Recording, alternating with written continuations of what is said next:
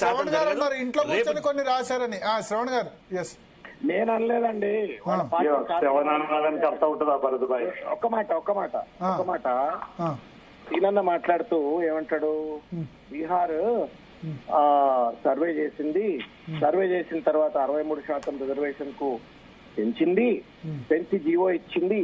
GO ఇస్తే జీవోను high court కొట్టేసిన తర్వాత మిగతా పార్టీ పెద్దలంతా మిగతా వాళ్ళు వీళ్ళు మిగతా లల్లు ప్రసాద్ వాళ్ళ అబ్బాయి అంత సుప్రీంకోర్టు పోయిండు, సుప్రీంకోర్టులో కొడితే సుప్రీంకోర్టులో పెండింగ్ ఉంది అని చెప్పండి.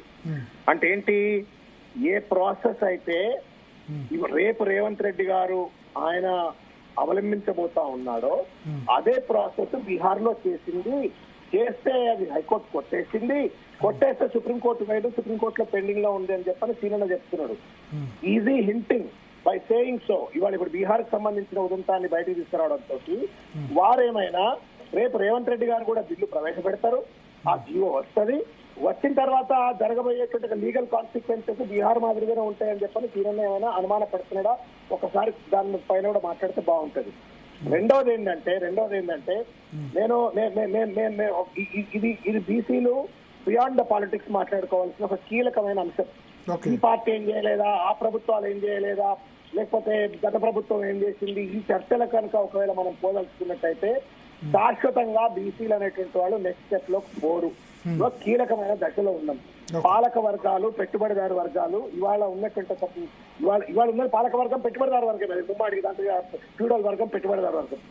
ఈ వర్గం వాళ్ళ ఆధిపత్యాన్ని అడ్డం పెట్టుకొని వాళ్ళు ఆడుతున్నటువంటి ఆటలు డ్రామాలు ఒకవేళ గనక మనం వాటిని గుర్తించలేకపోయినట్టయితే, వాటి నిజమైనటువంటి రంగును బహిర్గతం చేయలేకపోయినట్టయితే మనం కూడా, నేనంటే సీనన్న దయచేసి నేను I'm not time and again మేము రంగులు పూసుకోలేదు అదే మీరు అంటున్నాను, మిమ్మల్ని అంటలేను.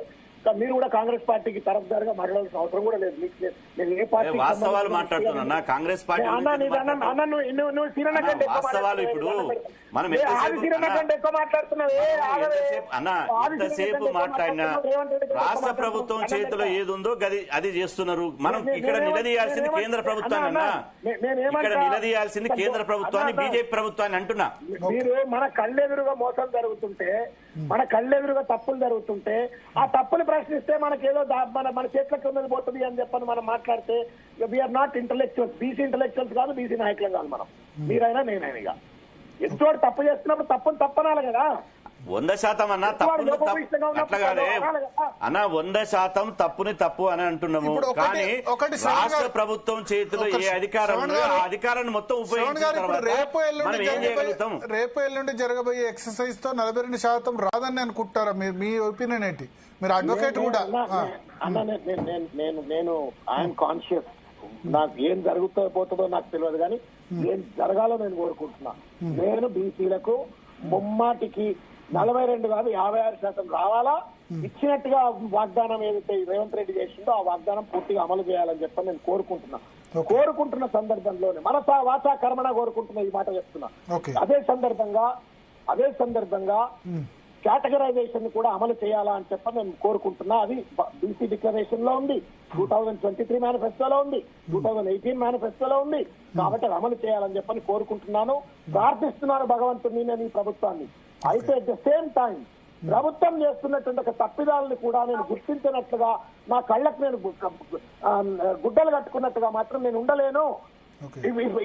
సో నా పల్లెలో ఉన్నటువంటి ఒక పేద బీసీ, లేకపోతే పరిపూర్ణమైన సమాచార లోపం ఉన్నటువంటి ఒక బీసీ ఇంకా కూడా భావోద్వేగాలకు గురైపోయి ఇంకా రకరకాలైనటువంటి ఒరవడిలో కొట్టుకుపోయే ప్రమాదం ఉంటుంది.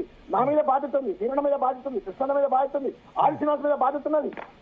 వీళ్లే కదా దశ నిర్దేశం చేయవలసిన జాతికి. ఈ ప్రభుత్వం చేస్తున్న తప్పిదాలను మనం చెప్పకపోతే